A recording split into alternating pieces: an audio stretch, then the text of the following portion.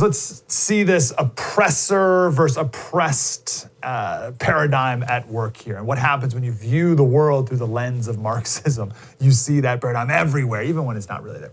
So this is a headline from Newsweek. There's a billion headlines, but we just chose the Newsweek one. Do you guys have it here? I don't have it in front of me. Actually. Yeah, rising death rates among white Americans caused by misperceived threat to their dominant social status. So the paper is called Growing Sense of Social Status Threat and Concomitant Deaths of Despair Among Whites. This is from the study guy, the scientist. The anxiety of whites is coming from a misperception that their dominant status in society is being threatened, which is manifesting in multiple forms of psychological and physiological stress, which is leading to a rise in the deaths of despair. So deaths of despair are suicide, alcohol consumption, opioid overdoses, stuff like that. So we see those things going up. What's the cause of it? White people see their power structures being threatened.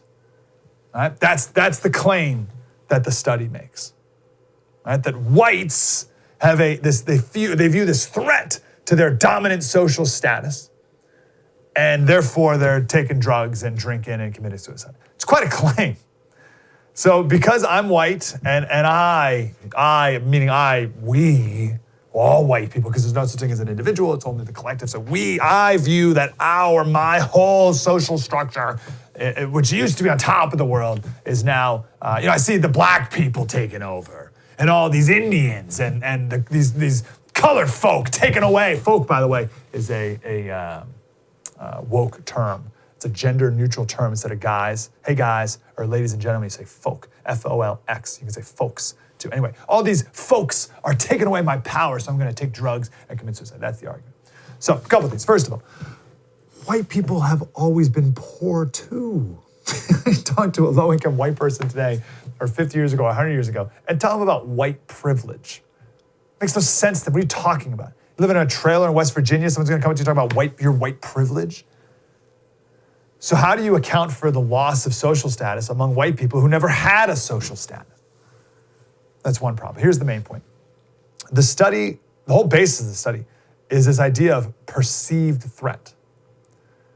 How do you measure perceived threat to someone's status? It's not even to someone's status, like a person, to a group's status. How could you possibly measure such a ridiculous thing?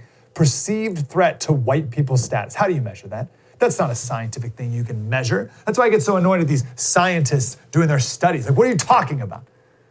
You can measure height, you can measure distance, you can measure death rates per 100,000 people like we did a second ago. How do you measure a group's perceived threat?